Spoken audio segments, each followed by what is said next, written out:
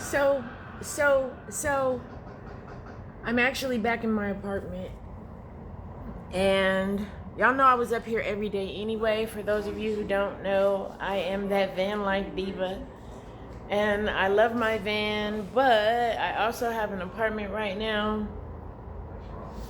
and I was avoiding coming to my apartment because of my avoidance disorder. I have AVPD. And I also have autism, so dealing with my apartments, I'm in a court case with them now, made me want to elope, and I spent 2 whole months in my van. But it is now time for me to finish packing up my apartment. So, living in my van, right? I didn't make the time as often as I should have to come up and pack my apartment because I was really trying to elope being in my apartment.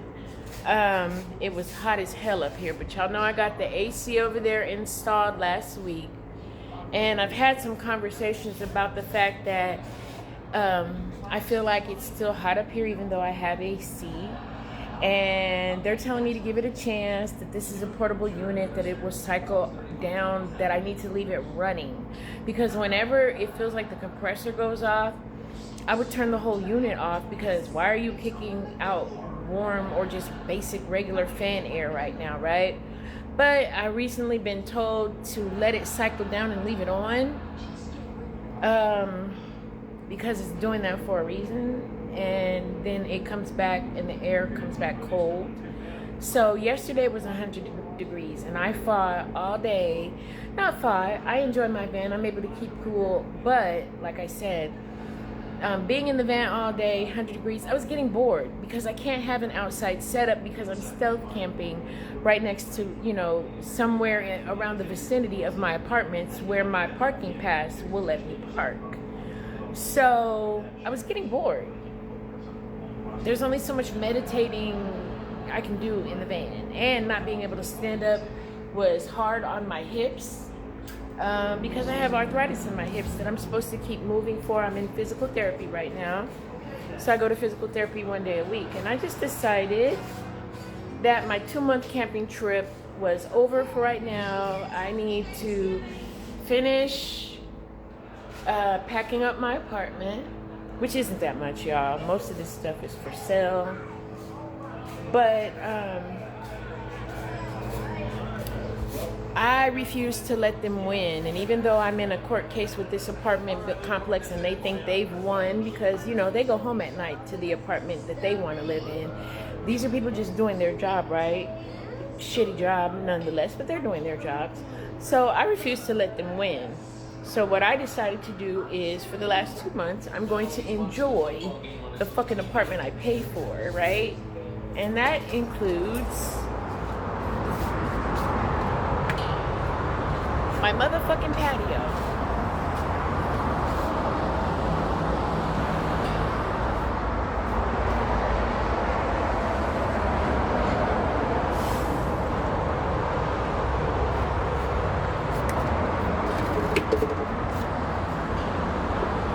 Now it's noisy as hell up here. Let me close this door because I'm letting my cool air out. It's noisy as hell up there. But, to be fair, I was trying to be with nature. I love my van because I can sit there with the doors open.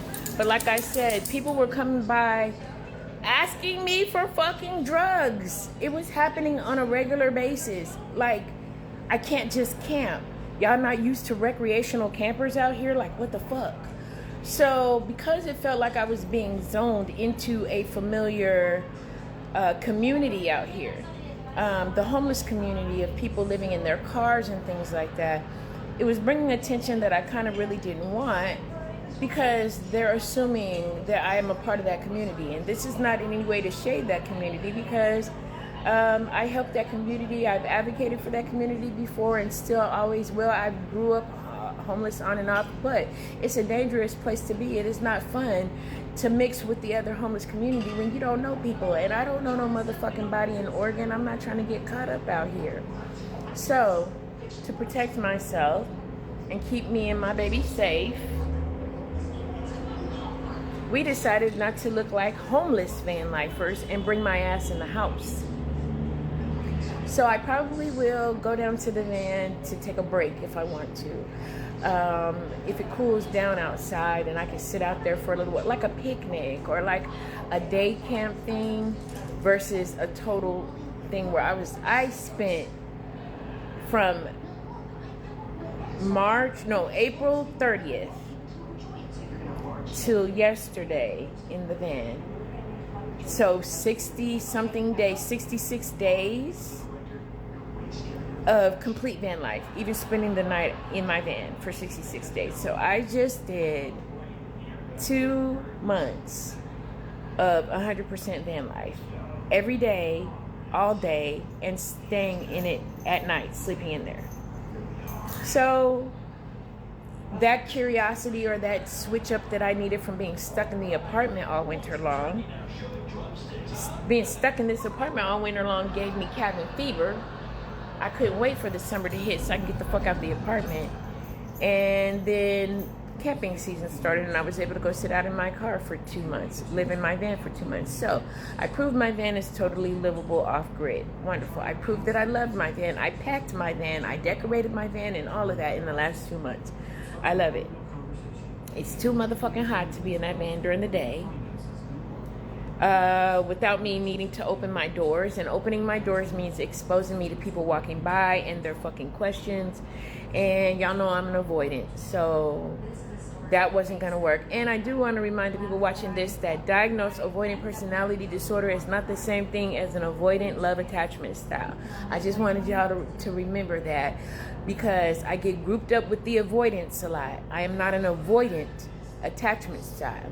I have diagnosed avoidant personality disorder, and that comes from being kidnapped and being abused. So I'm only avoidant of fuck shit. That's how avoidant personality works. I'm avoidant of confrontation and low vibrational fuck shit. I am not avoidant of love, and I do not push my partners away or hold them at a distance or whatever. Having avoidant personality disorder is not the same thing as being an avoidant attachment style. I actually have a very secure and loving, gentle attachment style. But my avoidant personality disorder keeps me from giving that to just any fucking body. That means I avoid regular schmegulars and dangerous people and people with addictions. My avoidance came from being kidnapped by a woman, and that person had addictions and shit like that. So the way my avoidant personality shows up, it keeps me away from people with addictions because it triggers me. It makes me feel unsafe, things like that, right? That's what avoidant personality disorder is. Avoidant attachment style is someone who's been damaged and hurt, I guess, in love. So they don't want to securely attach on to the person or whatever. Y'all got to look it up. It's a definition and it is a difference. So I said all of that to say I didn't feel safe in my van and being able to open the doors so that I can combat the heat because people would bother me. So being up here, I'm free from people bothering me. But again, we all know this is not mine. And I'm in a court case with the management company. And I'm due to move out really soon. So I'm washing my laundry and doing all the chores that I needed to do up here that I was avoiding because I was in the van. So this marks me pretty much moving back into my apartment now to finish out my last time that's winding up here in Oregon. I need to sell the rest of the things I'm not keeping. I need to pack what I'm taking, wash clothes. Mickey got a bath yesterday because we were finally up in the apartment, so he got a bath. Things like that to prepare us to get the fuck out of Oregon. So, yeah, I'm back in my apartment. I love y'all. Be blessed. Block that bullshit. Holistic health, mind, body, and soul. Take care of your beauty and your booty, and that means your peace of mind, whether that is out camping and picnicking and out in nature or doing tasks in your apartment. Take care of yourself.